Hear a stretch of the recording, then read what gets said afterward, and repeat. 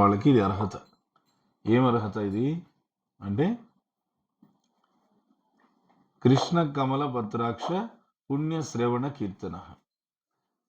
కమలపత్రాక్షుడైనటువంటి కృష్ణుడి యొక్క పుణ్య శ్రవణ కీర్తనలు ఎవరైతే చేస్తారో అది ఎలా చేయాలంట, స్తూయమానం అనుగైర్ గోపైర్, భగవద్భక్తుల యొక్క సాంగత్యంలో చేయాలి. భగవద్భక్తుల యొక్క సాంగత్యంలో అలా చేస్తూ సా అగ్రజ, అగ్రజ అంటే అన్నయ్య, ఎవరు? బలరాముడు. ఆ బలరాముడి యొక్క అంటే గురువు యొక్క ఆధ్వర్యంలో భక్తుల యొక్క సాంగత్యంలో కమలపత్రాక్షుడైనటువంటి కృష్ణుడి గురించి పుణ్య శ్రవణ కీర్తనలు చేస్తే బ్రజం ఆవ్రజేత్, బ్రజధాములోకి నువ్వు రావడానికి నీకు అర్హత ఉంది. బ్రజధాములోకి రావడానికి అర్హత ఏంటి అని అంటే మనం అనుకునే విధంగా ఇవి కాదు. ఏది ఓ టికెట్ కొనుక్కుంటే మనం వెళ్ళిపోయాను అలా కాదు. బ్రజధాములోకి రావాలంటే అర్హత ఏంటంటే ఇది, కమలపత్రాక్షుడైనటువంటి కృష్ణుడి గురించి శ్రవణ కీర్తనాలు చేస్తూ భక్తుల సాంగత్యంలో గురువు యొక్క ఆశీర్వాదంతో మనం వస్తే అప్పుడు యథార్థంగా మనం బ్రజధామంలో అడుగు పెట్టగలుగుతాం. యథార్థంగా బ్రజధామంలో అడుగు పెట్టామనుకోండి, అడుగు పెట్టగానే మనకు అక్కడ ఏముంటుంది? అక్కడ బృందావనం అంటే ఏముంటుంది? రాధే కృష్ణ, అంతేగా, ఇంకెవరుంటారు అక్కడ? జయో రాధే జయో కృష్ణ జయ బృందావన్,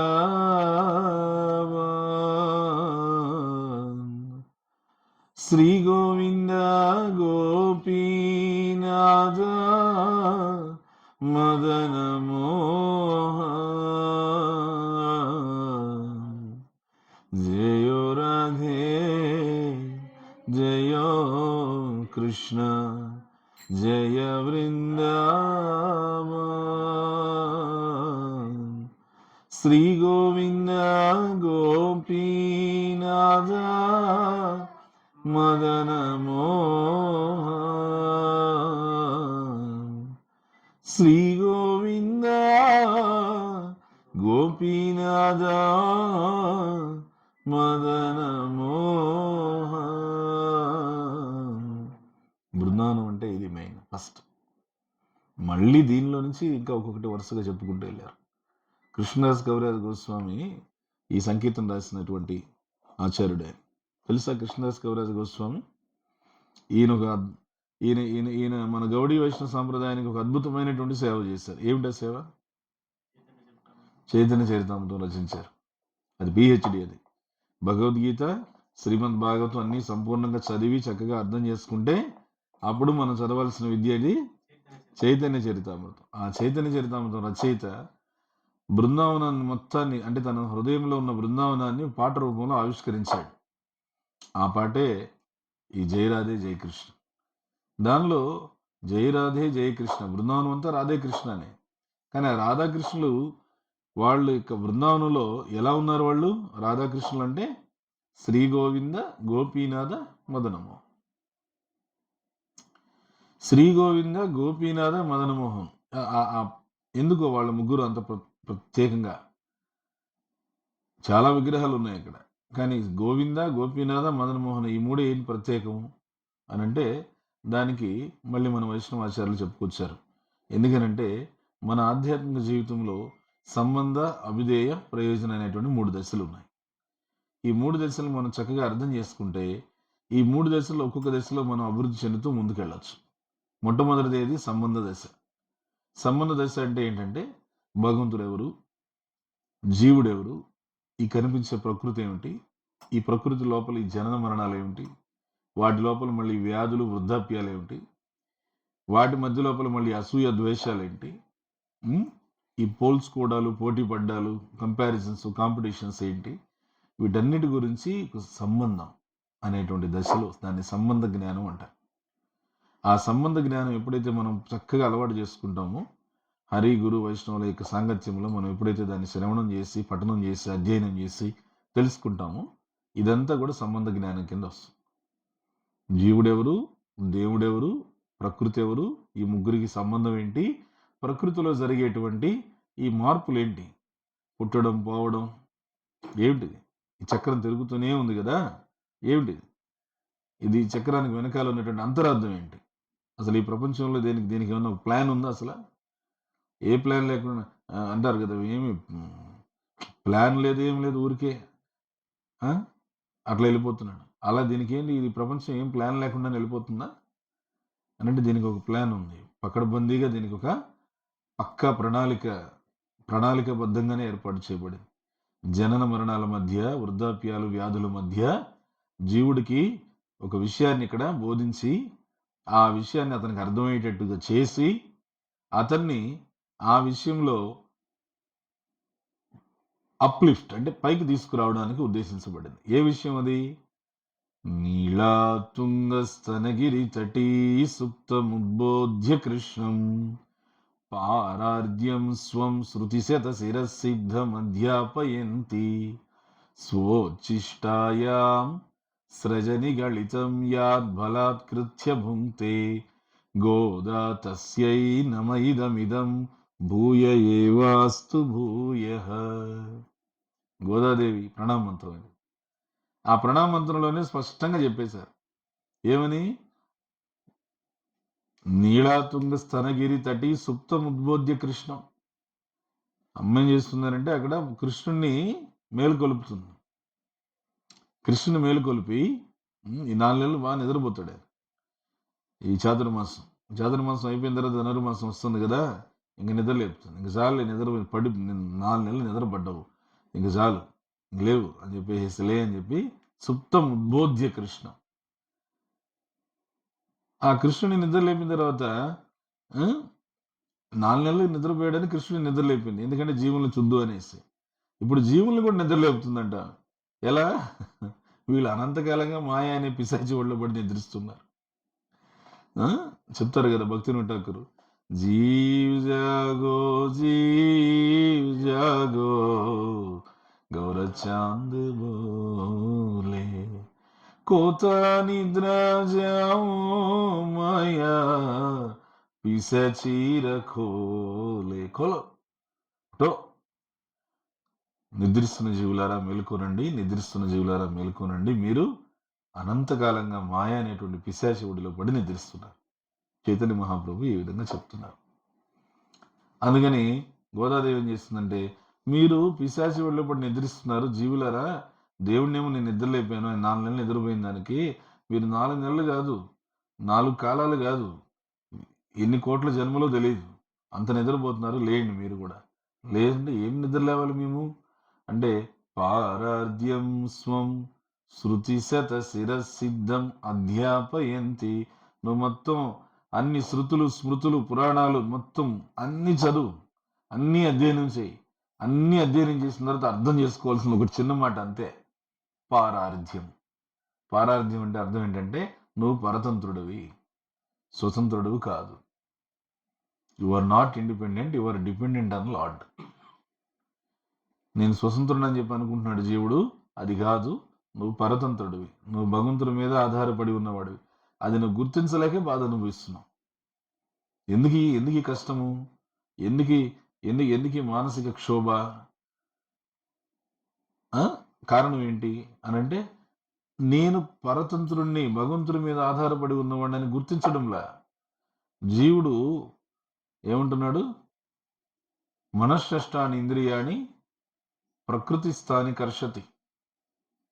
జీవుడు సంఘర్షణ చేస్తున్నాడంట.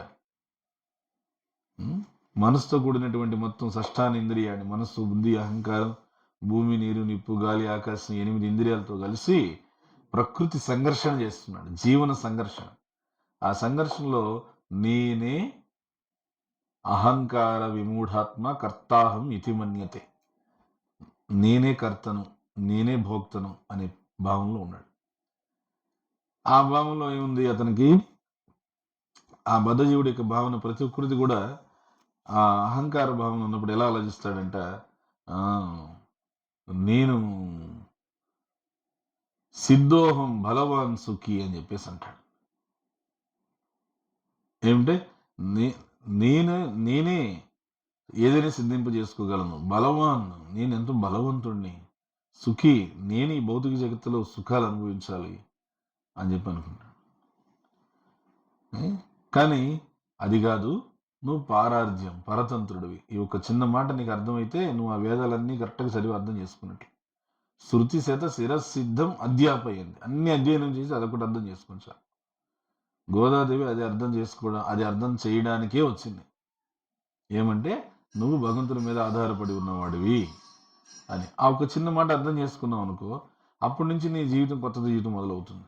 ఏంటి అది? భగవంతుని మీద ఆధారపడిన జీవితం. ఆ భగవంతుని మీద ఆధారపడిన జీవితం ఎలా మొదలవుతుంది అంటే దశలు ఇవి. ఫస్ట్ది సంబంధ జ్ఞానం. సంబంధ జ్ఞానంలో ఈ విషయాలన్నీ తెలిసినాయి. తర్వాత ఇవి తెలిసిన తర్వాత దశ అప్పుడే ప్రయోజనం. అవిధేయ అభ్యాసం చేయొద్దు. వెంటనే రిజల్ట్ ఓరియంటెడ్. మనం వెంటనే వచ్చేసేయాలి ఫలితం. ఫ్రీగా అడుగుతారు, ఏంటి ప్రభు? మనం జపం చేస్తున్నప్పుడు ఆ నయనం గల దశ్రుదారయ వదనం గద్గద రుద్దయాగిర పులకై నిశ్చితం వపు కదా తవనామ గ్రహణే భవిష్యత్ అవేం రావడం లేదే. అశ్రుదారులు స్రవించడం, నేత్రములు కంఠం గద్గదం అవడం అప్పుడే వచ్చేస్తాయి అవన్నీ. తొందర ఎందుకు? అవి రావాలి అంటే ఖచ్చితంగా మనము భక్తుల సాంగత్యంలో కూర్చొని జపానికి రావాలి. వచ్చినప్పుడు ఏం చేయగా ఉందంటే నామాప్రద స్థాయి నుంచి మనం బయటపడి అప్పుడు ఆ లక్షణాలు అనేటువంటివి మనకి తెలుస్తాయి. అంటే భగవంతుడు ఎంత దయమేడంటే, మీరు గమనించారో లేదో, మనం అందరం కూడా జపమాల ప్రారంభంలో పట్టుకున్నప్పుడు ఈ రకమైనటువంటి భావన మనకు కలిగింది. కొద్దిగానే కలిగిందా లేదా? ఏది భగవన్నామం జపమాల తీసుకున్నప్పుడు ఆ తన్మయత్వం అనేది లేదా ఆనందం అనేది కొద్దిగా మనకి అనుభూతి కలిగింది కాబట్టే మళ్ళీ దాని వెనకాల మనము వెళ్తున్నాం, ప్రయత్నం చేస్తున్నాం. ఇది అవిధేయ దశ. అవిధేయ దశ అంటే ప్రాక్టీసింగ్ స్టేజ్. ఈ అవిధేయ దశలో ఏం చేస్తారు భక్తులు? ఏకాదశి పాటించడం, తులసి మహారాణికి పూజ చేయడం. తులసి మహారాణి ఇక్కడ అటు తులసి మహారాణి ఇక్కడ పెట్టచ్చు. సరే. ఏమి ఆ విధంగా అవిధేయ దశ అంటే ఆ తులసి మహారాణికి పూజ చేయడము, ఏకాదశి పాటించడము, రోజు కూడా జపం చేయడం, భగవద్గీత భాగవతం చదవడం, వినడం, భక్తుల సాంగత్యంలో ఉండడం, మనం ప్రాక్టికల్గా భగవంతునికి నీ చేతనైంది సేవ చేయడం. ఆ సేవలు ఏముందనంటే అనర్థాలన్నీ కూడా ఈ సాధనతో కూడినటువంటి సేవ చేయాలి. సాధనతో కూడిన సేవ. సాధన లేని సేవ ఏమవుతుందనంటే భోజనం లేని శ్రమ. భోజనం లేదు, శ్రమ, కష్టపడి పనిచేసిన ఏమవుతాడు? లేదు, సేవ లేని సాధన ఏమవుతుందనంటే పని లేని తిండి. ఏమవుతుంది? సాధన సేవని ఎట్లా అర్థం చేసుకోవాలి? ఇప్పుడు ఆహారం లేని శ్రమ కానీ, శ్రమ లేని ఆహారం కానీ రెండు సమస్య. సాధన లేని సేవ కానీ, సేవ లేని సాధన కానీ రెండు సమస్యాత్మకమే. అందుకే రెండింటినీ కూడా రెండు కళ్ళలాగా మనం గుర్తుపెట్టుకొని రెండింటికి ప్రాధాన్యత ఇస్తూ మనం ముందుకు తీసుకునేవాళ్ళ. ఇది అవిధేయ దశ. ఈ అవిధేయ దశలో ఈ విధంగా ఎప్పుడైతే మనం చేస్తూ ఉంటామో మన యొక్క ఈ ప్రయత్నం అనేది గురువు కృష్ణుని చేత గుర్తించబడుతుంది. గుర్తించబడి వాళ్ళు ఏం చేస్తారంటే మన జీవితంలో మనకు కొన్ని సాక్షాత్కారాలు ఇస్తారు. ఆ సాక్షాత్కారాలు ఎక్కడి నుంచి వస్తాయంటే జీవితంలో తగిలేటువంటి రకరకాలైనటువంటి ఎదురు దెబ్బల నుంచి వస్తాయి. ఆ ఎదురు దెబ్బలు బయట వ్యక్తులకు తగిలితే వాటిని తట్టుకోలేక ఎక్స్ట్రీమ్ డెసిషన్స్ తీసుకుంటారు. అంటే చాలా సమస్యాత్మకమైన నిర్ణయాలు తీసుకుంటారు. కానీ భక్తుల విషయంలో కనుక అలాంటి సమస్యలు వస్తే వాళ్ళు శాస్త్రాధారితమైనటువంటి నిర్ణయాలు తీసుకుంటారు. శాస్త్రాధారితమైన నిర్ణయాలు తీసుకొని సమర్థవంతంగా ఆ సమస్య నుంచి బయటపడతారు. భౌతిక జగత్ అంటేనే దుఃఖాలే శాశ్వతం. కానీ ఆ సమస్యలు భక్తులకు వచ్చినప్పుడు ఏ విధంగా వాళ్ళని హ్యాండిల్ చేస్తారు, అభక్తులకు వచ్చినప్పుడు వాళ్ళు ఎట్లా హ్యాండిల్ చేస్తారు, చాలా డిఫరెన్స్. భక్తులకు వచ్చినప్పుడు ఆ సమస్యను వాళ్ళు వ్యవహరించే తీరే సమస్యతో అది వాళ్ళని కృష్ణుడికి మరింత దగ్గర చేస్తుంది. అభక్తులకి సమస్యలు, ఇబ్బందులు వస్తే, కష్టాలు వస్తే దాంతో వాళ్ళు వ్యవహరించే తీరు భగవంతునికి వాళ్ళని ఇంకా దూరం చేసేస్తుంది. ఇది అవిధేయ దశ. సంబంధ, అవిధేయ, ప్రయోజన దశకు వచ్చేసరికి నిజమైనటువంటి భగవద్భక్తిలో ఉన్నటువంటి మాధుర్యం అది భక్తుడికి అనుభూతం అవుతుంది. అతను ఆ దశలో భగవంతుని యొక్క ప్రేమని అతను చక్కగా ఆస్వాదించగలుగుతాడు. ఎక్కడ? ఈ భౌతిక జగత్తులో, ఈ భౌతిక శరీరంలో, ఈ భౌతికమైన పరిస్థితుల మధ్య ఉండగానే అతను ఆస్వాదిస్తాడు. తర్వాత మళ్ళీ అతను ఆధ్యాత్మిక జగత్తుకి శరీరం వదిలేసిన తర్వాత త్యక్త్వా దేహం పునర్జన్మ నైతి మామేతి సో అర్జున. అది. కానీ ఈ శరీరంలో ఉండగానే ఆ భగవత్ ప్రేమ అనేది అదన్నిటికన్నా హైయెస్ట్. ఆ ప్రేమ భక్తుడు అనుభూతం చెందుతాడు. ఎప్పుడైతే ఆ భగవంతుడి ప్రేమ ఇతనికి అర్థమవుతుందో, ఈ ప్రపంచంలో ప్రతి ఒక్క జీవిని కూడా భగవద్ అంశగా చూసి, ప్రతి ఒక్క జీవికి కృష్ణ చైతన్యాన్ని నేను ఏ విధంగా ఇవ్వాలి, లేదా వాళ్ళతో కృష్ణ చైతన్యాన్ని ఏ విధంగా నేను పంచుకోవాలి, వాళ్ళకున్నటువంటి భక్తిని నాతో సహా ఎలా పెంచుకోవాలి అనేది ఆలోచన చేస్తాడు. అప్పుడు ఏ దీవిని ద్వేషించలేడు ఎక్కడ. అవుదది. అద్వేష్ట సర్వభూతానం అనే ఆ మొదటి మాటకి ఇంత చరిత్ర ఉంది. అందుకే అంట నేను ఆ ఒక్క మాటకే జీవితం అయిపోతుందంట. అందుకే ఇది ఉద్దేశం ఇదే. ఒక్క మాట అద్వేష్ట సర్వభూతానం. కృష్ణుడికి ఇష్టమైన లక్షణం అది. ఏ జీవి మీద ద్వేషం వద్దు. మైత్ర ప్రతి జీవి పట్ల స్నేహాన్ని కలిగి ఉండు. అవునా? స్నేహితుల దినోత్సవం కదా, ఫ్రెండ్షిప్ డే. ఇక మైత్ర కృష్ణుడు ఎప్పుడో చెప్పాడు ఫ్రెండ్షిప్ డే గురించి. అంతేకాదు ఫ్రెండ్షిప్ డే గురించి చెప్పాడు, నిజమైన ఫ్రెండ్ ఎవరో కూడా చెప్పాడు. మైత్ర కరుణ ఏవచ్చ నిర్మమ నిరహంకార. కరుణ కలిగి ఉండు, నిర్మమ ఇది నాది అని అనుకోవద్దు. శరీరమే నాది కాదన్నప్పుడు శరీర సంబంధమైన వస్తువులు వ్యక్తుల విషయాలు నావెట్లా అవుతాయి? కానీ ఈ శరీరం భగవంతుడి చేత నాకు ఇవ్వబడినది అన్నప్పుడు దీన్ని భగవంతుడి సేవలో ఉపయోగించేటువంటి అధికారం బాధ్యత నాకుంది. అది అధికారం అనే దానికన్నా బాధ్యత అనే మాట కరెక్ట్. బాధ్యత ఉంది మనకి శరీరం మీద. శరీరం నేను కాదు, సరే శరీరం నేను కాదు, ఈ శరీరం వెళ్ళిపోతుంది. అది అగ్నిలోకో లేకపోతే మట్టిలోకో లేకపోతే మలంలో పురుగులకో వెళ్ళిపోతుంది. కానీ శరీరం నాకు ఇవ్వబడింది. శరీరం పైన నాకు ఒక బాధ్యత ఉంది. ఏమిటది? హృషికేశ సేవనం భక్తి రుచ్యతే సర్వోపాధి వినిర్ముక్తం తత్పరత్వేన నిర్మలం. సర్వోపాధి వినిర్ముక్తం, అన్ని ఉపాధుల నుంచి నేను విముక్తున్నవ్వాలి. అన్ని ఉపాధులు అంటే నేను ఈ కులము, నేను ఈ మతము, నేను ఈ ప్రాంతము, ఇవన్నీ ఉపాధులు.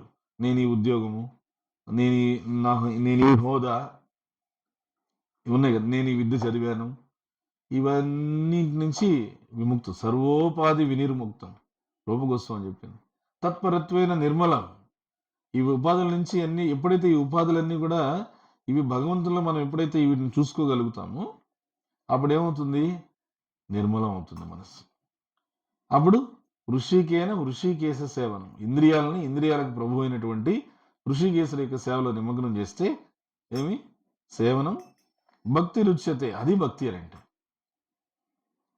అందుకని ఆ ప్రయోజన స్థానంలో భగవంతుని యొక్క ప్రేమ మనకి అనుభూతమైనప్పుడు ఆ భగవత్ ప్రేమ అనుభూతి చెందేటువంటి భక్తులు ఎప్పుడు కూడా ఎవరిని ద్వేషించలేడు. అవునా? నీ తండ్రి మీద నీకు ద్వేషం లేదా అని ఆ రాక్షసుడు ప్రహ్లాదుని అడిగాడు. ప్రహ్లాదుడు ఏమన్నాడు? నా తండ్రి మీద నేను ఎందుకు ద్వేషించాలి? ఆయన కూడా నాలాగా ఒక జీవుడు, నేనెందుకు ద్వేషించాలి? నేను అందరికీ తండ్రి భగవంతుడు. నేను అందుకనే ఆ భగవంతుడు ఆయన యొక్క ఇచ్చ ప్రకారంగా నేను వెళ్తున్నాను. అప్పుడు ఒక మాట అడిగాడు ఆయన. ఏమని? ఇన్నిసార్లు విష్ణువు నిన్ను కాపాడాడు, ఇప్పుడు కాపాడకపోని ఆయన ఇష్టం అది. ఆయన అన్ని వేళల్లో నాకు ప్రభువే. కాపాడకపోని ఖచ్చితంగా కాపాడాలని ఏముంది? ఆయన ఇష్టం అది. ఈ మాట మనం ప్రతిరోజు చెప్పుకుంటాం. ఎక్కడ చెప్పండి? ఆశ్లిష్యవాపాదరతాం పినస్తు మాం అదర్శనార్మర్మహతాం కరోతు వా యథా తథా వా విదధాతు లంపటో మత్ప్రాణనాదస్తు సయేవ నా పరః. కృష్ణుడే నాకు ఏకైకనాథుడు.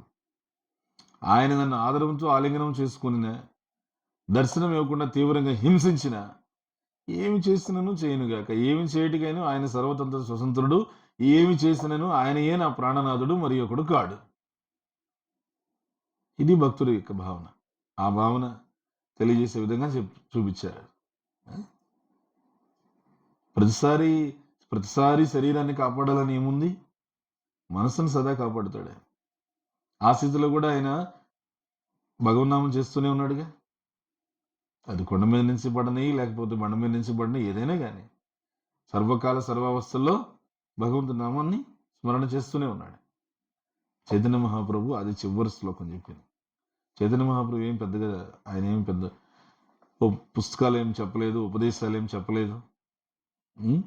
చెప్పిందంతా 8 శ్లోకాలు అంతే. ఈ 8 శ్లోకాల్లోనే అంత సారాంశం ఉంది.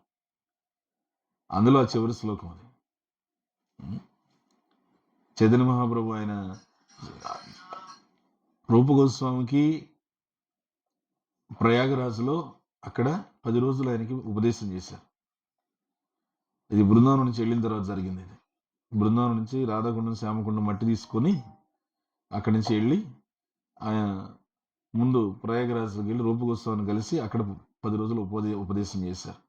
మళ్ళీ అక్కడి నుంచి వారణాసి కాశీ వెళ్ళి అక్కడ సనాతన గోస్వామితో 1 రోజులు అక్కడ ఉపదేశం చేశారు.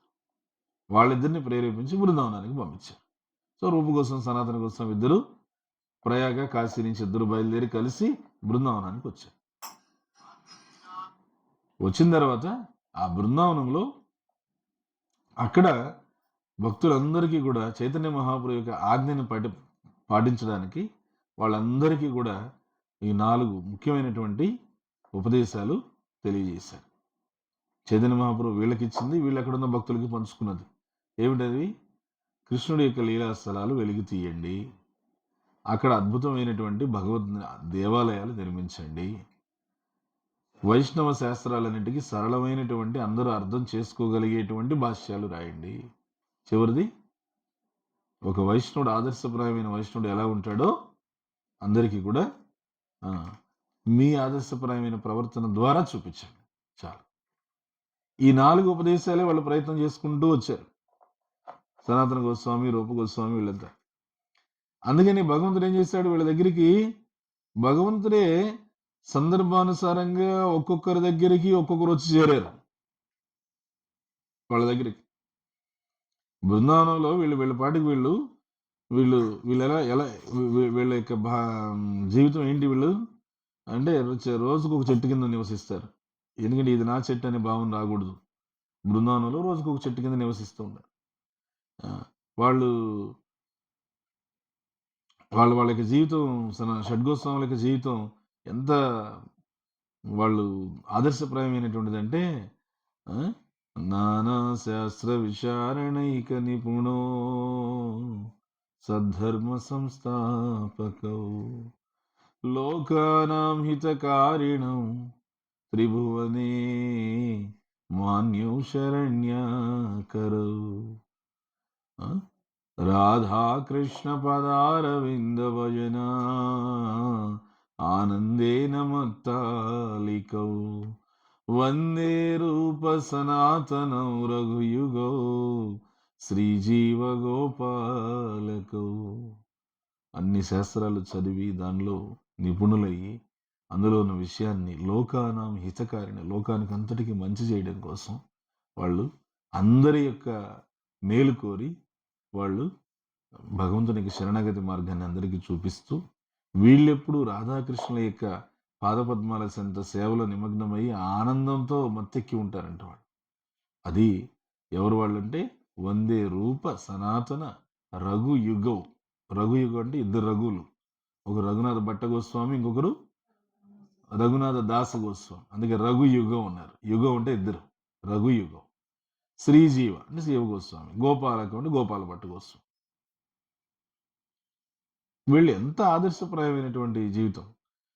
వాళ్ళలో సనాతన గోస్వామి ఆయన జీవితం ఏం చేశారు? ఆయన సనాతన గోస్వామి వాస్తవంగా రూప గోస్వామి సనాతన గోస్వామి ఇద్దరులో పెద్దవాళ్ళు ఎవరు? సనాతన గోస్వామి. వాస్తవంగా బృందావనంలో అందరి చేత పెద్ద వ్యక్తిగా అంగీకరించబడిన వాళ్ళు ఎవరు? రూప గోస్వామి. చూసారా? ఇద్దరిలో వయసులో పెద్ద అన్నయ్య ఈయనే, సనాతన గోస్వామి. కానీ ముఖ్యుడిగా అంగీకరించబడింది ఎవరు? రూపగోస్వామి. మనం అందుకే రూపానుగ పరంపర అని చెప్పేది దానికి.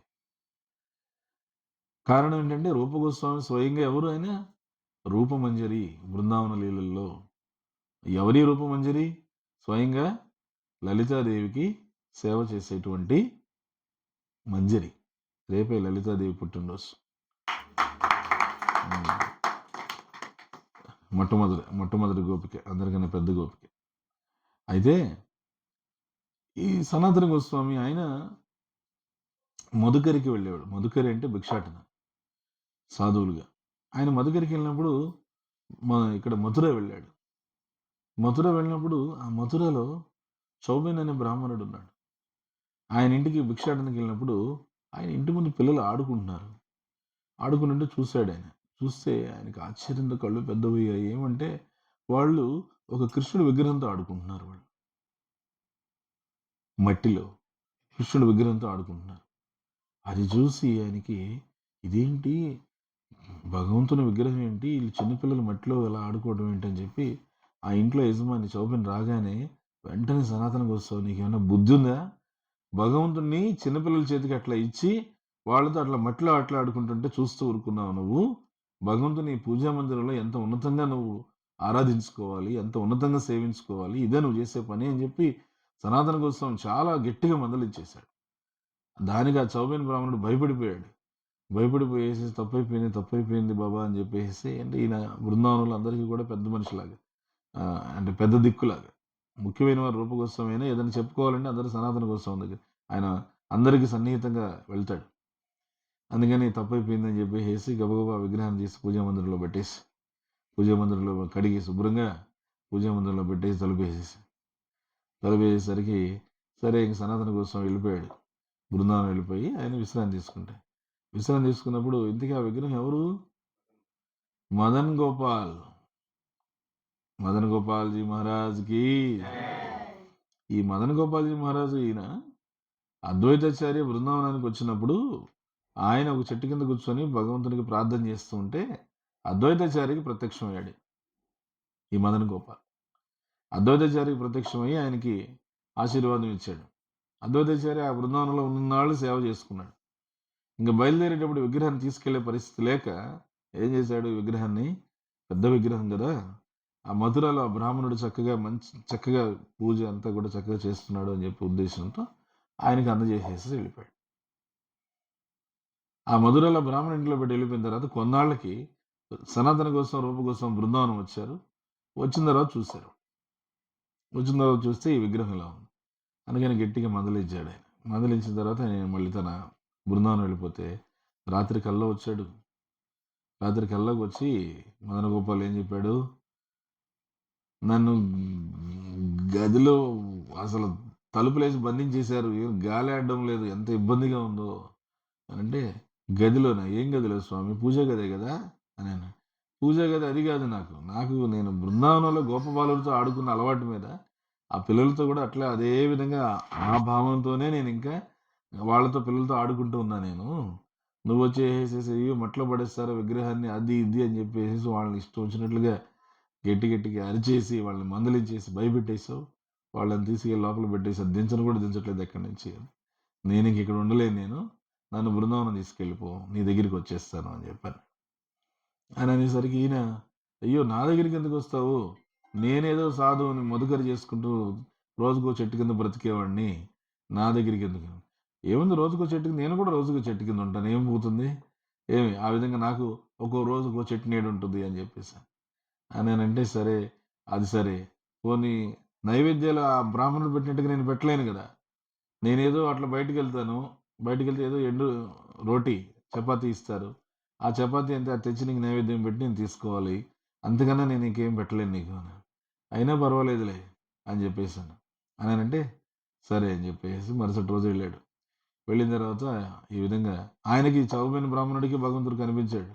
నన్ను సనాతన గోస్వామికి ఇచ్చేసే పొద్దునే వచ్చి అడుగుతాడని చెప్పి ఆయన ఉదయాన్నే లేచి విగ్రహాన్ని సిద్ధం చేసి, స్వామి మీ దగ్గరికి వస్తానంటున్నాడు, తీసుకోండి అని చెప్పి ఇచ్చేసాడు. సనాతన గోస్వామి చెప్పారనమాట, నీకు ఎప్పుడు దర్శనానికి కావాలన్నా ఏమి పెద్ద దూరం ఏం కాదు, మధుర బృందావనం, నువ్వు ఎప్పుడైనా రావచ్చు, నువ్వు ఎప్పుడైనా సేవించుకోవచ్చు, భగవంతుడు ఇచ్చకని తీసుకెళ్తున్నా, నాకేం విగ్రహం తీసుకెళ్ళాలి, నాకు బరువు చెప్పాలంటే కానీ ఆయన కోరుతున్నాడు కాబట్టి తీసుకెళ్తున్నా నేను. సరే అని చెప్పి తీసుకొచ్చిన తర్వాత ఇంకేం చేశాడు స్వామి, కొంచెం చక్కగా బాగుండాలని చెప్పి ఒక చిన్న కొండగుట్ట ఏర్పాటు చేసుకొని, ఆ కొండగుట్ట చూసి సెలెక్ట్ చేసుకొని, ఆ కొండగుట్ట మీద తీసుకెళ్ళి అక్కడ ఒక చెట్టు కింద చక్కగా ఉయ్యాలలాగా ఏర్పాటు చేసి ఉయ్యాల్లో పెట్టుకున్నాడు ఈయన. విగ్రహాన్ని ఉయ్యాల్లో పెట్టుకొని సేవ చేసుకుంటూ ఉన్నాడు. ఆ రోజు చపాతీ తెచ్చిచ్చాడు. స్వామి తిన్నాడు. రాత్రి వచ్చాడు మళ్ళీ. చపాతీ ఒక్కటేనా? దాంట్లోకి ఏదైనా కొద్దిగా ఉప్పు ఉంటే ఇవ్వకూడదా? చప్పగా ఉంది. తినలేకపోయాను నేను. అనంటే ఇంక అంతే సనాతన. ఇదిగో ఈరోజు ఉప్పు అన్నావు, రేపు పప్పు అంటావు. ఇవన్నీ నేను ఎక్కడి నుంచి తెచ్చేది నీకు? ఎంత ఇది తీసుకురాలేను. నువ్వు ముందు బయలుదేరి రేపు పొద్దున్న తీసుకెళ్ళిపో. చౌబేన్ ఇంటికి తీసుకెళ్ళిపోతాను నేను అనంటే, అప్పుడు ఆయన లేదు లేదు లేదు లేదులే, అడగనులే, పప్పు వద్దు ఏముందిలే, నువ్వు చెప్పేటువంటి ఆ భాగవత శ్రవణం నాకు సంతోషము, దానికోసమని నేను ఇక్కడ ఉండిపోతాను అని చెప్పేసి. నువ్వు నైవేద్యం ఎండు రొట్టెలు పెట్టినా ఓకే, ఉప్పు అడిగాను నీ ఇష్టము. పొద్దున భాష్యంలో చెప్తున్నారు ప్రభుపాదుల వారు, ఉప్పు కరెక్ట్గా వేయాలంటే, అది తక్కువ వేసినా ఇబ్బంది, ఎక్కువ వేసినా ఇబ్బంది. కరెక్ట్గా వేస్తే ఎవ్వరు దాని గురించి మాట్లాడతారా? ఎవ్వరు మాట్లాడరు. కూర బాగుంది అంటారు. అది తక్కువైతే ఉప్పు తక్కువైంది, ఎక్కువైతే ఉప్పు ఎక్కువైంది, సరిపోతే కూర బాగుంది, దాని గురించి అనంతాచార్య ఎందుకు ఏం చెప్తాడు, వైష్ణవుడు అంటే ఉప్పు లాంటి వాడు అని చెప్తాడు. పరాశర భట్టు ఆయన అడుగుతున్నాడు, వైష్ణవుడు అంటే ఎవరు అని చెప్పేసి ఒక భక్తుడు అడిగాడు ప్రశ్న. శ్రీరంగంలో పరాశర భట్టుని అడిగాడు. పరాశర భట్టు అంటే ఎవరు? ఈయన కురత్తాళ్ళ వారి కుమారుడు, కురేష్ అంటారు. రామానుచారి కోసం ఆయన కళ్ళే పోగొట్టుకున్నాడు రాజు దగ్గర. మళ్ళీ రామానుచారి అనుగ్రహంతో ఆయనకి మళ్ళీ తిరిగి వచ్చినాయి నేత్రాలు. చాలా దగ్గర వ్యక్తి ఆయన, కురత్తాళ్ళ వారు. సందర్భం వచ్చినప్పుడు తన తన తన తెల్ల వస్త్రాలు రామానుచారికి ఇచ్చేసి, రామానుచారి కాషాయ వస్త్రాలు తను వేసుకున్నారు. ఎప్పుడది? ఈ చోళరాజులు ఎప్పుడైతే రామానుచారిని సంహరించాలని చెప్పి ఉద్దేశంతో ఒక కుట్రతో వస్తారో, బంధించాలని చెప్పి ఉద్దేశంతో వస్తే, అప్పుడు తను రామానుచారికి కాషాయం తను ధరించి ఆయనకి తెల్ల వస్త్రాలు ఇచ్చేసి మేలుకోటకి పంపించేశారు. శ్రీరంగం నుంచి ఆయన అట్టించంటే మేలుకోట వెళ్ళిపోయారు. ఆ వచ్చిన వాళ్ళకి ఈయన నేనే అంటే కాషాయంలో ఉన్నాడు కదా, దండం పట్టుకొని ఈయనే సన్యాసి అనుకుని ఈయన పట్టుకెళ్ళిపోయారు. మళ్ళీ వెళ్ళిన తర్వాత తెలిసింది ఈయన కాదు రామానుజాచార్య. తర్వాత రామానుచార్య కోసం ఆయన కళ్ళు కూడా పోగొట్టుకున్నాడు. ఆయన కుమారుడు పరాశర భట్టు. కానీ ఈయన మాట ఏమిచ్చాడు రామానుచార్య యమునాచార్యకి, 3 వేళ్ళు మూసుకుపోయినప్పుడు, ఒకరికి పరాశర భట్టు అనే పేరుతో పీఠాధిపతిని చేస్తాను ఈ వైష్ణవ సమాజానికి అని చెప్పేసి. ఆ వైష్ణవ సమాజానికి పరాశర భట్టు పీఠాధిపతిగా ఉన్నాడు. ఆయన్ని అడిగాడు ఒక భక్తుడు, వైష్ణవుడు అంటే ఎవరు?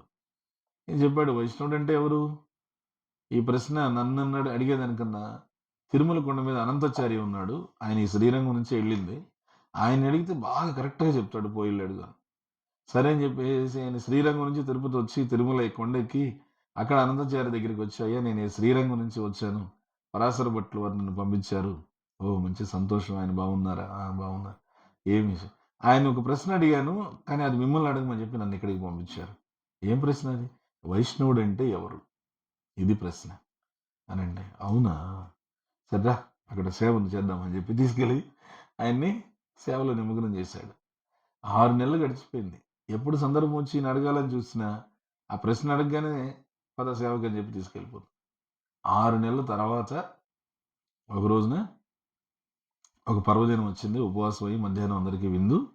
అప్పుడు అందరూ కూర్చున్నారు. ఉపవాసం తర్వాత అందరూ కూర్చున్నారు, ఆకలితో. ఈయన కూడా కూర్చుని ప్రసాదం తీసుకోవడానికి సిద్ధమవుతూ ఉండగా అప్పుడు వచ్చారు అనంతాచారి. వచ్చి లేచి అందరికీ వడ్డించిన తర్వాత మళ్ళీ కూర్చోని. అప్పటికీ ఆకలితో తినాలి అని కూర్చున్న తర్వాత ఇంకా లేవమంటే పర్వతాలు బ్రద్దలవుతాయి, సముద్రాలు ఉప్పొంగుతాయి, చాలా జరుగుతాయి కదా. అది అలా ఆయన ఓర్పుగా ఆయన సహించి, పొద్దున్న చెప్పాను చూడు, క్షుత్పిపాస, ఆకలి తప్పుకున్నప్పుడు ఓర్చుకోలేం, కష్టం. ఎంత ఓపికన్నా కూడా కష్టమే. ఆ దుర్వాసముని లాగా కనుక జరిగి ఆయన ముగ్ధల మునిగి చేసినట్లుగా మనం చేస్తుంటే తరిమేసి ఉంటాం. ముందు నువ్వు పద బయటికి అనేసి 6 సార్లు పొద్దున్నుంచి 6 సార్లు వచ్చి ఆయన్ని రిపీటెడ్గా మళ్ళీ వచ్చి ఆయన్ని పరీక్షించాడు. అట్లా ఈయనకి కూడా నువ్వు ముందు లేచి వడ్డించి తర్వాత కూర్చోన్నాడు. సరే అని లేచి అందరికీ వడ్డించి కూర్చున్నాడు. అంటే మొదటి బంతికి. కూర్చుని రెండో బంతికి తీసుకుని ఇంకా ఆకు పెట్టుకొని తినేదానికి సిద్ధమైనప్పుడు మళ్ళీ అనంతాచార్య వచ్చి ఇప్పుడు మళ్ళీ లేచి వీళ్ళకందరికీ వడ్డించి తర్వాత కూర్చున్నాడు. ఇంక లేచి మళ్ళీ అందరికీ వడ్డించి కూర్చున్నాడు. ఇంకా ఆయన కూర్చోవాలనిపించింది. ఎందుకంటే ఇప్పుడు నేను కూర్చున్నా మళ్ళీ ఈయన లేపుతాడు అని చెప్పేసి అందరూ అయిపోయిన తర్వాత అందరికి ప్రసాదం అయిన తర్వాత అప్పుడు ఆయన ఆకు వేసుకొని ప్రసాదం వడ్డించుకొని కూర్చున్నాడు. అనంతాచార్య వచ్చి నిలబడ్డారు. నిలబడిన తర్వాత స్వామి అందరికీ వడ్డించేసేసాను అని చెప్పేసాను. అవునా, నాకు వడ్డించావా అని, అయ్యో అని చెప్పి మళ్ళీ లేచి అనంతాచార్యని కూర్చోబెట్టి పెట్టాడు. అప్పుడు అనంతాచార్య కూర్చొని అంత తీసుకున్న తర్వాత కొద్దిగా ఉచ్చిష్ట ఆయనకి ఇచ్చారు.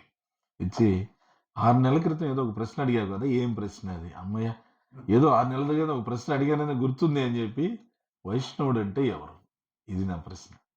వైష్ణవుడు అంటేనా? వైష్ణవుడు అంటే కొంగ లాంటి వాడు, వైష్ణవుడు అంటే కోడి లాంటి వాడు, వైష్ణవుడు అంటే ఉప్పు లాంటి వాడు, వైష్ణవుడు అంటే నీ లాంటి వాడు ఓ అని చెప్పాను. ఇంకంతా ఏం చెప్పలేదు, ఇంకేం చెప్పలేదు. 4 ఇంకేం సమాధానం చెప్పలేదు, వివరణ ఏం చెప్పలేదు. ఎందుకు వివరణ చెప్పలేదు? ఆ వివరణ ఎవరైతే పంపించారు కదా ఆయన చెప్తే ఆ వివరణ అక్కడ ఆ గురువు పట్ల ఆయనకి అనుసంధానత ఉంటుంది అని. తిరిగి వచ్చేసాడు ఈయన తిరుపతి నుంచి. ఇంకా అంతకన్నా నేను చెప్పట్లేదు, ఆయన సమాధానం అదే. నాది ఆయనకేం అర్థం కాలేదు. తిరిగి వచ్చి శ్రీరంగంకి వచ్చి చెప్తే శ్రీరంగంలో ఈయన అడిగాడు, ఏం సమాధానం వచ్చింది? ఈ విధంగా చెప్పాడు, దాని వివరణ నాకు అర్థం కాలేదు. ఏం చెప్పాడు? వైష్ణవుడు అంటే కొంగలాంటి వాడు. కొంగలాంటి వాడు అంటే ఏం అర్థం? కొంగ ఎప్పుడు ఏం చేస్తుంది? ఒంటికాల మీద జపం చేస్తుంది, తీవ్రంగా గమనిస్తూ ఉంటుంది కొంగ. చిన్న చిన్న చిన్న చిన్న చేపలు ఏమైనా వచ్చి కళ్ళ ముందు పోతా ఉండే పట్టించుకోను, పోతాయి. ఏదైనా సరే పెద్దదిగానే వస్తే టక్కన పట్టుకుంది. అట్లా వైష్ణవుడు ఏంటంటే ఈ ప్రపంచంలో చిన్న చిన్న చిన్న విషయాలంతా పట్టించుకుంటూ కూర్చోడు. ఏమి టైం వేస్ట్ అనవసరంగా. చిన్న చిన్న విషయాలంతా ఏమంటారు మన తెలుగులో చెప్పాలంటే గిల్లి కజ్జాలు అవంతా పెట్టుకోడు. అతనికి దృష్టి అంతా ఏంటంటే భగవంతునికి ఎట్లా సేవ చేయాలి, వైష్ణవుల సాంగత్యం ఎట్లా తీసుకోవాలి, ఇదే దృష్టి. ఎందుకంటే దీంట్లో భగవంతుని తెలుసుకోవచ్చు, భగవంతుని అనుభూతి చెందవచ్చు. ధ్రువ మహారాజ్ ఎందుకు ఇది అడిగింది? భగవంతుని ముందు పెట్టుకొని అడిగాడు ఇది. ఏం కావాలి నీ కోరుకోవాలి అంటే నీ భక్తుల సాంగత్యం కావాలి. అదేంటి, నేను ముందున్నాను కదా. ఉన్నావు, నువ్వు కాసేపు మాయమైపోతావు. మళ్ళీ ఎక్కడ ఉంటావు నువ్వు? ఎక్కడ ఉంటావు అని తెలియకేం లేదు, మాకు తెలుసు. నాహం తిష్టామి వైకుంఠే యోగిన హృదయేశ్వ మద్భక్త ఎత్ర గాయంతి తత్ర తిష్ట. భక్తులు ఎక్కడైతే ఉంటారో చెప్పుకుంటారో నీ గురించి కీర్తన పాడుతుంటారో అక్కడ ఉంటావు నువ్వు. అందుకే నీ భక్తుల సాంగత్యం కావాలని అడుగుతున్నాను నేను. ధ్రువ మహారాజు కరెక్ట్గానే అడిగాడు సాంగత్యం. ఆ విధంగా వైష్ణవుడు ఎప్పుడు కూడా ఈ ప్రపంచంలో చిన్న చిన్న విషయాలు ఉంటాయి, చాలా చాలా విషయాలు ఉంటాయి అన్నమాట. ఏమి దాన్ని ఏమన్నారంటే డీటెయిల్స్ అన్నారు. పొద్దున అదే ప్రభుపాదుల వారి భాషలో చెప్తున్నారు. ఏమంటే మీరు ఈ వివరాల్లో తగులుకోవద్దు, సారాంశానికి వెళ్ళండి. There are details, there is an essence. వివరాలు ఉంటాయి, సారాంశం ఉంటుంది. వివరాల్లో ఎక్కువసేపు ఉండొద్దు, జస్ట్ తెలుసుకుందాం అంటే తెలుసుకుందాం అంతే, సారాంశంకి వెళ్ళిపోండి. అలా వైష్ణవుడు ఎప్పుడు ఆ కొంగలాగా ఉంటాడు. ఇంకొకటి అర్థం అంటే కొంగ అంటే స్వచ్ఛత, వైట్, స్వచ్ఛతకు గుర్తు. వైష్ణవుడు కోడి లాంటి వాడు అంటే అర్థం, కోడి ఏం చేస్తుంది? చెత్తంతా కూడా వెతికి అందులో కావలసిన ఆహారం తీసుకుంటాడు. వైష్ణవుడు కూడా ఈ చెత్త ప్రపంచంలో అంతా వెతికి కావలసినటువంటి భగవత్ కథాశ్రవణాన్ని తీసుకుంటాడు. ఎందుకంటే అదే ఆహారం కాబట్టి వైష్ణవుడికి ఇది ఆత్మకి ఆహారం. ఏది? శ్రవణం కీర్తనమే ఆత్మకి ఆహారం. ఆ వైష్ణవుడు వెతికి వెతికి చెత్త ప్రపంచంలో ఎక్కడ సత్సంగం, ఎక్కడ శ్రవణం కీర్తనం అదే తీసుకుంటాడు. ఎందుకంటే అది ఆహారం, అది ఫుడ్ ఫర్ ద సోల్. ఇంకొక లక్షణం, కోడి ఎప్పుడు ఏం చేస్తుంది? పిల్లల్ని గెద్దబారి నుంచి కాపాడుకుంటుంది. అలా వైష్ణవుడు ఏం చేస్తాడంటే ఎవరైతే భక్తిలో తనను నమ్ముకొని వచ్చున్నారో వాళ్ళందరినీ కూడా ఈ బయట ఈ భౌతిక ప్రకృతి మాయా ప్రపంచం అనే గ్రద్దబారి నుంచి కాపాడుకుంటుంటాడు. వాళ్ళ భక్తి ఎక్కడ కూడా కలత చెందకుండా ఉండాలి, వాళ్ళ భక్తి ఎక్కడ కూడా ఇబ్బంది పడకూడదు, వాళ్ళు అనేక రకాలైనటువంటి ఇబ్బందులను కూడా ఎదుర్కొనేటువంటి మనోధైర్యాన్ని సంపాదించాలని కాపాడుతుంటాడు. ఆ విధంగా అది కోడి లాంటి వాడు అంటారు. ఉప్పు లాంటి వాడంటే వైష్ణవుడు గొప్ప గొప్ప పనులు చేస్తాడు, గొప్ప గొప్ప కార్యాలు సాధిస్తాడు. తీరా అడిగే సమయానికి, అది చెప్పే సమయానికి వచ్చిందంటే ఉప్పులాగా కరిగిపోయి ఉంటాడు. తక్కువైతే ఉప్పు తక్కువైంది, ఎక్కువైతే ఉప్పు ఎక్కువైంది, సరిపోతేనేమో కూర బాగుంది. ఉప్పు గురించి ఎవడు మాట్లాడు, కూర బాగుంది. వైష్ణవుడు ఆ విధంగా గొప్ప గొప్ప ఘనకార్యాలు చేసి, ఆ ఘనకార్యాలు చేశారా మీరు అని చెప్పి సందర్భం వచ్చి అడిగినప్పుడు ఉప్పులాగా కరిగిపోయాడు. అమెరికా దేశంలో విస్తృతంగా ఆ ఎరా ఉంది చూసారా, ఎరా ఏది 66-77, 1966 నుంచి 1977, ఆ ఎరా అసలు పాశ్చాత్య దేశాలంతా కూడా విప్లవం అన్నమాట. హరే కృష్ణ ఎక్స్ప్లోజన్, హరే కృష్ణ రెవల్యూషన్, విప్లవం. ఎక్కడ చూసినా హరే కృష్ణ భక్తులు, ఎక్కడ చూస్తే రథయాత్రలు, ఎక్కడ చూస్తే చిన్న చిన్న పిల్లలంతా చక్కగా ధోతి కుర్తాలు వేసుకుని వైకుంఠ వాసుల్లాగా కనిపించడం, అది ఒక విప్లవం లాగా. ఎందుకంటే ప్రభుపాదుల వారి ఉద్ధృతి అట్లా ఉంది. Hare Krishna revolution, Hare Krishna movement. మామూలుగా ఇవి ఆధ్యాత్మిక సంస్థకు పెట్టాల్సిన పేర్లు కాదు ఇవి. చిన్నప్పుడు మనం రష్యా విప్లవము, ఫ్రెంచ్ విప్లవము అవి చదువుకున్నాం. హరే కృష్ణ విప్లవం చదువుకున్నామా?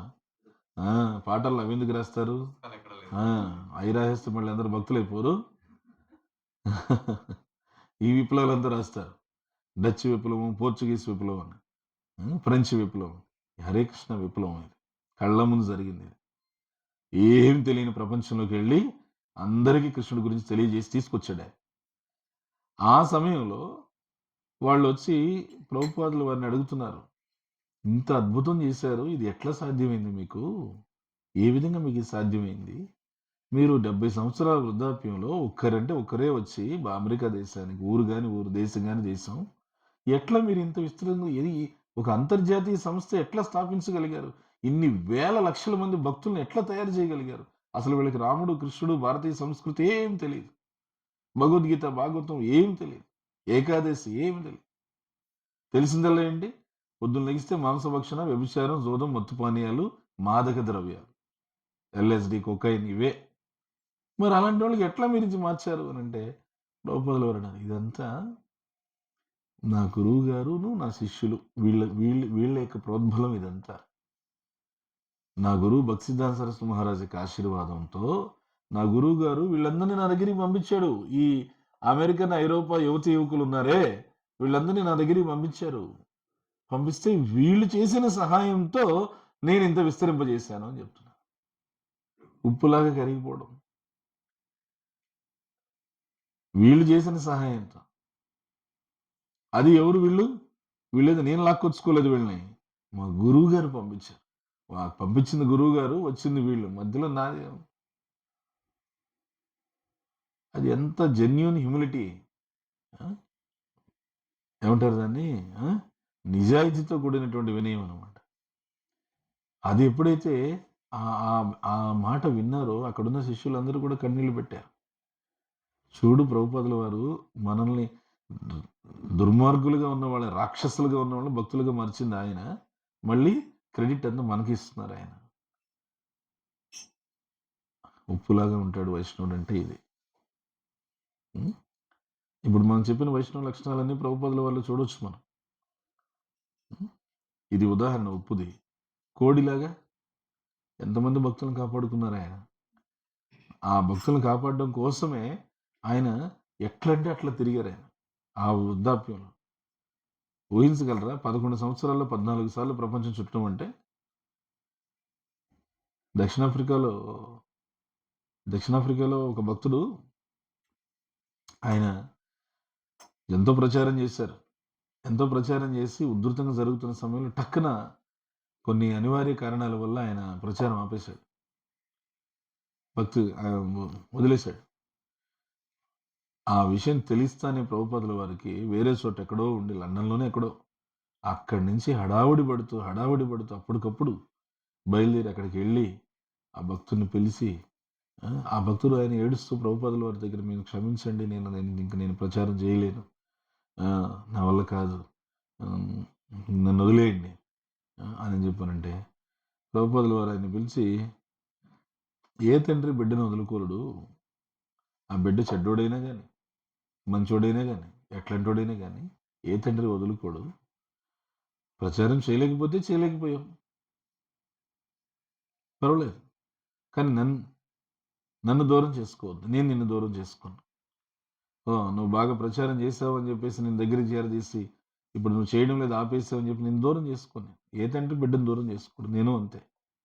నేను నీ ఒక్కడి కోసమే కూడా ఆఫ్రికా వచ్చి, నీ ఒక్కడి కోసం నేను కృష్ణుడి కథ చెప్పి, నీ ఒక్కడికే ఉపదేశం చెప్పి, నీ ఒక్కడి చేత జపం చేసి కూడా నేను వెళ్తాను నేను. ఎందుకంటే నేను నిన్ను తయారు చేశాను అని.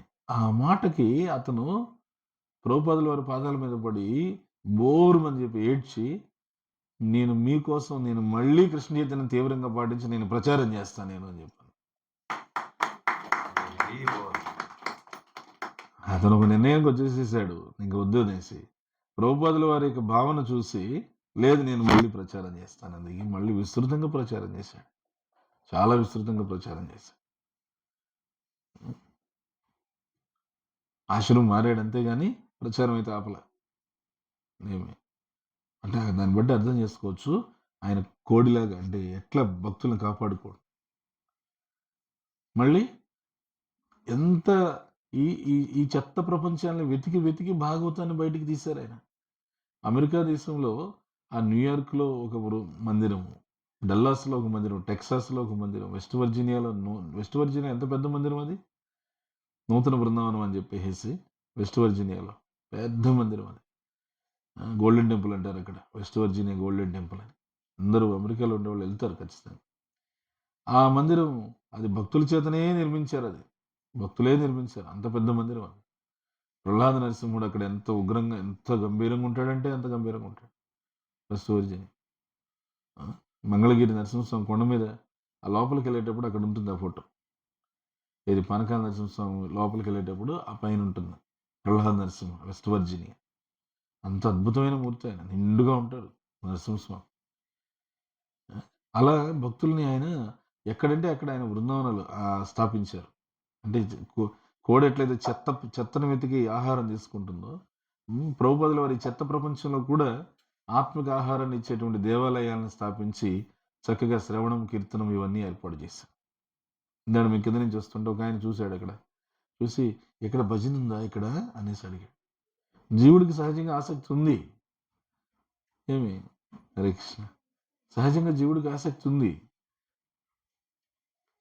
కానీ ఆ ఆసక్తికి ఫ్యాన్ అంటే దాన్ని ఆసక్తిని ప్రేరేపించుకోకపోతే అది అట్లే నిర్లక్ష్యం అయిపోతుంది, తగ్గిపోతుంది. ప్రతి జీవుడికి ఆసక్తి ఉంది. చెప్పాం, మళ్ళీ రమ్మని చెప్పాం, ఎక్కడ ఏ ఫ్లోర్లో రండి పలానా నెంబర్ అని చెప్పి ప్రతి జీవుడికి ఆసక్తి ఉంది. ఎందుకని జీవేర స్వరూప హోయ్ కృష్ణేర నిత్యదాస. జీవుడి నిజ స్వరూపం కృష్ణుడికి నిత్యదాసుడు. ఆ విధంగా కోడి లాంటి వాడు, కొంగ లాంటి వాడు అంటే ప్రభుపాదుల వారు ఆయన జీవితంలో చిన్న చితక విషయాలు ఎన్ని జరిగినాయో ఎన్ని లెక్కలేవు. తండ్రి నుంచి వచ్చినటువంటి తండ్రి ఆస్తిగా వచ్చినటువంటి బట్టల దుకాణం, వస్త్ర దుకాణం, ఈయన పెట్టుకునేది ఫార్మసీ. ఆ ఫార్మసీ ఔషధాల కంపెనీలోనేమో స్నేహితుడు మోసం చేసి ముంచేశాడు.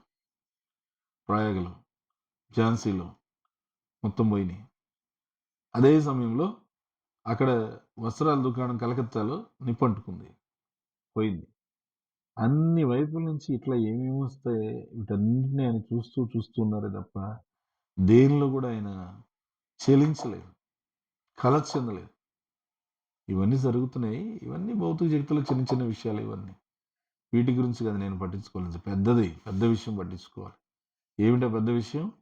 నాకు నా గురువు గారు చెప్పేశారు, నువ్వు పాశ్చాత్య దేశాలకు వెళ్ళి అక్కడ కృష్ణ భక్తిని, భారతీయ సంస్కృతిని ప్రచారం చేయాలి. ఇంతే, ఒకటే మాట. దానికోసమే ఉన్నారు. ఆ అవకాశం వచ్చింది, సందర్భం వచ్చింది, అవకాశం ఇప్పుడు ఉన్నాం కదా. ఆ కొంగ చూస్తూ ఉంటుంది, ఆ పెద్ద గోపు వచ్చింది, ఇంకంతే పక్కన ఆ అవకాశం ఎప్పుడైతే వచ్చిందో వెంటనే వాడ టికెట్ తీసుకొని వాడికి అమెరికా వెళ్ళిపోయారు. అదే అదే అదే ఒక ప్రయాణం అంతే. మొదటి ప్రయాణం అది. మొదటి ప్రయాణం ఓడెక్కి అమెరికా వెళ్ళారు. తర్వాత నుంచి మళ్ళీ అమెరికా నుంచి విమానంలో ఎక్కడెక్కడ తిరిగారో ఎన్ని దేశాలు తిరిగారో లెక్కలేదు. ఈ విధంగా తర్వాత కొంగలాగా స్వచ్ఛంగా ఆయన ప్రభుపాదుల వారు ఇచ్చినటువంటి భాష్యాలు స్వచ్ఛమైనటువంటి, ఎటువంటి చిన్న దోషం కూడా లేనటువంటి, ఎటువంటి మత్స లేని స్వచ్ఛమైనటువంటి భాష్యాలు ప్రభుపాదుల వారు చెప్పిన తత్వం. కొంగలాంటి వైష్ణవుడు అంటే కొంగలాంటి వాడు, కోడి లాంటి వాడు, ఉప్పు లాంటి వాడు, మళ్ళీ నీలాంటి వాడు. ఏమి నీలాంటి వాడు అంటే, అన్నిసార్లు నువ్వు కూర్చొని తినబోయే సమయంలో మళ్ళీ లేపి అడిగితే ఓపికగా లేచి చేసావు సేవ. ఓహో, నేను ఇంకా ఎవరు వీళ్ళు కూడా వైష్ణవులే, భక్తులే కదా, వాళ్ళకి పెట్టమంటున్నారు అంతే కదా అని చెప్పి లేచి, ఆ క్షుత్పిపాస, ఆకలి తప్పికున్నప్పుడు వచ్చేస్తుంది కోపం, ఆగదు. ఆ స్థితిలో కూడా అంత ఓర్పుగా ఉన్నాము అని చెప్పి ఈ లక్షణాలన్నీ చెప్పుకుంటూ వచ్చారు. ఇప్పుడు ఆ సహనం అనే లక్షణం మనకి ఇక్కడ ఏం చెప్తారు చైతన్య మహాప్రభు? తృణాదపి సునీచేన తరోరివ సహిష్ణున అమానిన మానదేన కీర్తనీయ సదా హరి.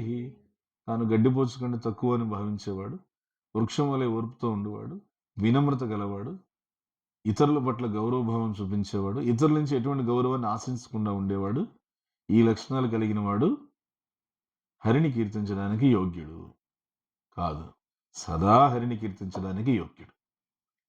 సదా కీర్తనీయ సదా హరి. సదా అనే మాట ఇక్కడ ముఖ్యం. సదా లేకపోతే ఆదా ఆదా అంటే సగం సగమే. సదా అనే మాట లేకపోతే, ఏదో అమావాస్య పౌర్ణానికి ఏదో కాసేపు ప్రేరణ కలిగినప్పుడు అలా చేస్తే దానివల్ల నిజమైన ఫలితం ఉండదు. నిజమైన ఫలితం ఎప్పుడు ఉంటుంది? మనం చెప్పుకున్నాం కదా, గుర్తుందా? ఎప్పుడు ఉంటుంది నిజమైన ఫలితం? ఆ భూతద్దాన్ని ఎప్పుడైతే కాగితం మీదకి సూర్యుడి యొక్క వేడి మొత్తం తీవ్రంగా పడేటట్టు ఎప్పుడైతే పెడతామో అప్పుడు కాగితం అందుకుంటాం. అలా లేకుండా మామూలుగా నువ్వు పట్టుకుంటే రోజంతా పట్టుకున్నా నీ చెయ్యి ఎప్పుడుతుంది, అద్దం అలానే ఉంటుంది, కాగితం అలానే ఉంటుంది. ఎప్పుడైతే దానిలో సూర్యరశ్మిని తీవ్రతరం చేస్తామో దాన్ని భగవంతుడు చెప్పేది భగవద్గీతలో తీవ్రేణ భక్తి యోగేణ యజేత పరచు. అప్రారబ్ధ ఫలం పాపం కూటం బీజం ఫలోన్ముఖం క్రమేణేవ ప్రళయేత విష్ణు భక్తి రథ. రకరకాలుగా ఉన్నాయి కర్మలు. ఊరికే ఎవ్రీథింగ్ ఈజ్ ఫైన్ నో అని చెప్పి అనుకోవడానికి లేదు ఇక్కడ. అప్రారబ్ధ, ప్రారబ్ధ, కూట, బీజ, ఫల, ఉన్ముఖ, ఇన్ని దశలు ఉన్నాయి కర్మలు. ఇన్ని దశలు ఉన్నాయి కర్మలు వెనకాల. అప్రారబ్ధ కర్మలు, ప్రారబ్ధ కర్మలు, కూట కర్మలు, బీజ కర్మలు, ఫల కర్మలు, ఫల ఉన్ముఖ కర్మలు. ఇవన్నీ కూడా సమాధానం చెప్పాలంటే ఉంది సమాధానం. ఏది? తీవ్రేణ భక్తి యోగి. ఆ విధంగా ఏమంటే ఇంతకు దేనికి వచ్చింది ఇదంతా? ఈ మదన గోపాల్ ఉప్పు అడిగాడు, దానివల్ల వచ్చింది ఇదంతా. అందువల్ల వచ్చింది. ఉప్పు లేదు, నువ్వు ఈరోజు ఉప్పు అంటావు, రేపు పప్పు అంటావు, పోయాను ఇచ్చేస్తాను, నేను వెనక్కి ఇచ్చేస్తానంటే వద్దు వద్దు, నేను ఇక్కడే ఉంటాను, నువ్వు చెప్పే భాగవతం వినడం కోసం ఉంటాను ఇక్కడ. నువ్వు పెట్టే నైవేద్యం కన్నా నువ్వు ఎండు చపాతీ పెట్టు పర్లేదు, కానీ చెప్పే భాగవతం నేను వినాలని కోరుతున్నా. తర్వాత అట్లానే ఆయన చూసుకున్నాడు. చూసుకున్న తర్వాత కానీ ఈయనకి లోపల ఉంది భావన, భగవంతుడు వచ్చాడు, నన్ను కోరి వచ్చాడే, ఈయనకి ఏదైనా ఒక నివాసం ఏర్పాటు చేయాలి, ఎట్లా అని చెప్పి ఆయన అనుకుంటూ ఉన్నాడు. ఆయన అనుకుంటూ ఉంటే ఆ రోజు రాత్రి తీవ్రంగా వర్షం వచ్చింది. యమునా నది పొంగిపోయింది. యమునా నది పొంగిపోయి అసలు ఇంకా ఏం ఎటు కానటువంటి పరిస్థితి అయిపోయింది. ఏమైంది? ఆ ప్రయత్నంలో ఒక వ్యాపారి ఓడను తీసుకొని వస్తున్నాడు. ఆ ఓడ అక్కడ ఇసుకలో ఇరుక్కుపోయింది పూర్తిగా. అదే రోజున ఇసుకలో పూర్తిగా ఇరుక్కుపోయి ఆయన వచ్చి సనాతన గోస్వామిని అడిగాడు, ఢిల్లీకి వ్యాపారానికి వెళ్తున్నాను ఈ ఓడలో సరుకంతా తీసుకొని, కానీ ఇసుకలో ఓడ దిగబడిపోయింది, దాన్ని ఇంకెలా బయటికి తీయాలో తెలియడంలా, ఏం చేయాలి? అప్పుడు చెప్పాడు అనమాట, ఈయనకి ప్రార్థన చేసుకో. సనాతన కోసం ఆయనకి ఈ పేరు ఇచ్చాడు. ఏది? మదన మోహన్. అద్వైతాచార్య ప్రసన్నం చేసుకున్నప్పుడు ఆయనకి మదన గోపాల్ ప్రత్యక్షం. తర్వాత మళ్ళీ చౌబేన్ ఇంటి దగ్గర అదే సేవ అనుకున్నాడు. ఎప్పుడైతే సనాతన కోసం తీసుకొచ్చారో మదన గోపాల్ కాస్త మదన మోహన్గా ఆయన పేరు పొందాడు. ఆ మదన్ మోహన్ చాలా గొప్పవాడయ్యా, ఆయనకి ప్రార్థన చేసుకో అని చెప్పాను. సరే అని ఆయనకి ప్రార్థన చేసుకున్నాను. ఆ రోజు రాత్రి తీవ్రంగా వర్షం వచ్చింది. వర్షం వచ్చి యమునా నది నీటి మట్టం పెరిగింది. యమునా నది నీటి మట్టం పెరిగేసరికి ఏమైంది? ఆ ఇసుక నుంచి ఓడ బయటకు వచ్చేసి నేను తృప్తిగా ఆయన తీసుకెళ్ళిపోయాడు. ఢిల్లీకి తీసుకెళ్ళి వ్యాపారం చేసి వచ్చిన లాభం అంతా కూడా తీసుకొచ్చి సనాతన గోస్వామి చేతిలో పెట్టి ఇది స్వామికి ఇవ్వండి అనేసి. ఆ ధనంతో ఆయన ఏం చేశారు? అద్భుతంగా మందిరం కట్టించారు. మందిరం కట్టించి స్వామిని మదనమోహన్ అక్కడ కొలువు ఉంచారు. ఈ మదనమోహను ఎంత ఎంత మెరిసిఫుల్ అంటే, భలే దయమేడైనా ఎంత మెరిసిఫుల్ అంటే, పురుగది తొక్కొద్దండి. ఈ మదనమోహన్ ఎంత మెరిసిఫుల్, ఎంత దయమేడంటే, కృష్ణదాస్ కవిరాజ్ గోస్వామి చైతన్య చరితామృతం రచించడానికి అందరి దగ్గర ఆశీర్వాదం అడుగుతూ వస్తున్నాడే. ప్రతి ఒక్క వైష్ణవుడిని, ప్రతి ఒక్క విగ్రహాన్ని ముందుగా ఎవరి దగ్గరికి రావాలి? బృందావనంలో ముందు ఏ విగ్రహం దగ్గరికి వచ్చి ఆశీర్వాదం తీసుకోవాలి? సంబంధ విగ్రహం అంటే ఎవరు? మదనమోహన్ దగ్గరికి రావాలి. మదనమోహన్ దగ్గరికి వచ్చి ఆశీర్వాదం తీసుకోవాలి. ఆయన వచ్చి మదనమోహన్ దగ్గరికి వచ్చి ఆశీర్వాదం తీసుకుంటే, ఎప్పుడైతే ఆయన అలా ఆశీర్వాదం తీసుకోవడానికి వంగాడో, స్వామి తన యొక్క పూలమాల తీసివేశాడే. అదేంటి? ఇండికేషన్, అది గుర్తు. నువ్వు చైతన్య చరితామృతం అద్భుతంగా రాయి, నా ఆశీర్వాదం ఉంది అనేసి. అది కృష్ణదాస్ కవిరాజ్ గోస్వామికి ఎంత ఎంత బలాన్ని ఇచ్చిందని. మదనమోహనుడు అంగీకరించాడు మన సేవని అని చెప్పి అద్భుతంగా ఆయన చక్కగా చైతన్య చరితామృతం రచించారు. సో అందుకని మదనమోహను ఆ విగ్రహం బృందావనంలో అక్కడ ఆ కొండ మీద ఉన్న తర్వాత కొన్నాళ్ళకి ఇతను ఔరంగజేబు దాడి చేశాడు. దాడి చేసిన క్రమంలో ఏం చేశారు? వెంటనే జైపూర్ రాజు మాన్ సింగ్ ఆయన వచ్చేసి ఇంక విగ్రహాలన్నీ కాపాడుకోలేకపోతే వీడు ధ్వంసం చేసేస్తాడని చెప్పి మొత్తం విగ్రహాలన్నీ కూడా పట్టుకుపోయాడు. ఆ క్రమంలో ఏం చేశాడు? మదనమోహన్ని, గోవిందుడిని, గోపీనాథుడిని అందరిని తీసుకెళ్ళిపోయి జైపూర్లో పెట్టుకొని చక్కగా సేవ చేసుకుంటూ ఉన్నాడు. జైపూర్లో పెట్టుకొని సేవ చేసుకుంటూ ఉంటే మదనమోహన్కి మాత్రం బృందావనం వదిలిపెట్టడం ఇష్టం లేదు. ఆయన బృందావనం లోపలే ఉండాలని, అంటే బ్రజమండలం లోపలే ఉండాలని. ఆ జైపూర్ రాజు అల్లుడు ఎవరైతే ఉన్నాడో ఆయన ఊరు ఎక్కడంటే కరోలి. ఆ కరోలి అనేటువంటిది పేరుకి రాజస్థాన్లో ఉన్న, దాని యొక్క హద్దు వచ్చి బ్రజమండలం లోపలే ఉంది. అది అందుకని చెప్పి ఆయన్ని ప్రేరేపించాడు అనమాట. నేను నీ దగ్గరికి వస్తాను, నన్ను తీసుకెళ్ళాను. ఆయన వచ్చి అడిగాడు, నాకు ఆ మదనమోహన్ విగ్రహం అండి, నేను పట్టుకెళ్తాను. అయ్యో, నేను ఎవరిని ఇచ్చేదానికి సిద్ధంగా లేను. మీకు ఎన్నో మంది ఉన్నారు కదా, రాధా గోవింద, రాధా గోపీనాథ, రాధా వల్లభ, రాధా మాధవ, ఒకరేంటి? అయ్యో, ఎన్ని రాధా వినోద్జీ, ఎన్ని విగ్రహాలు, ఎన్ని గుళ్ళు కట్టించారు మీరు. అందరికన్నా పెద్ద గుడి ఎవరు కట్టించాడు? ఆయన రాధా గోవింద్ కట్టించాడు. పొద్దున్నే రాధా గోవింద మంగళహారతికి 10,000 మంది వస్తారు దర్శనానికి, ఎవ్రీడే మార్నింగ్ జైపూర్లో. చూడండి, ఈ రోజు కూడా అది అక్కడ మనకు అర్థమవుతుంది. ఏమంటే ఎందుకు పరాయి దేశస్తులు పక్కన ఢిల్లీని ఆక్రమించిన జైపూర్ మీద చేయబెట్టలేకపోయారంటే ఇదే. వాళ్ళకి వైష్ణవ రాజులు వాళ్ళ మధ్య అంత ఐకమత్యం ఉంది. ఆ ఐకమత్యం ఎక్కడి నుంచి వాళ్ళు పొందుతున్నారంటే భగవంతుని యొక్క సేవ ద్వారా పొందుతున్నారు.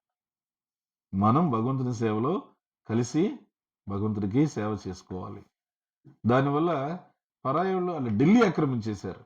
ఢిల్లీ పక్కనే కదా జైపూర్, కానీ జైపూర్ ఏం చేయలేకపోయారు. అట్లే జైపూర్ దాని పాటికి అదే ఉంది. అందుకని ఈ విగ్రహాలు అక్కడ తీసుకెళ్లాల్సి వచ్చింది. ఈయన ఎప్పుడైతే అడిగాడో, ఆ జైపూర్ రాజు భక్తుడు, ఆయన చాలా వైష్ణవ రాజులు, వాళ్ళంతా మామూలు రాజులు కాదు, వైష్ణవ రాజులు. అందుకే ఆయనే ఉన్నాడు, నేను అట్లా ఇవ్వలేను అని. అయ్యో, అల్లుడుగా నేను అడుగుతున్నా, నాకు ఇవ్వలేరా అని. సరే, ఇది ఒక పరీక్ష మీద ఇస్తాను, అదేలాగా 10 విగ్రహాలు చేస్తాను. ఎందుకంటే జైపూర్ విగ్రహాలకు ప్రసిద్ధి. ఇప్పుడు కూడా విగ్రహాలన్నీ ఎక్కడ తయారయ్యారు? ఇప్పుడు మన రాధా గోవింద ఎక్కడ తయారయ్యారు? మన గుళ్ళో ఉండే రాధా గోవింద జైపూర్లోనే.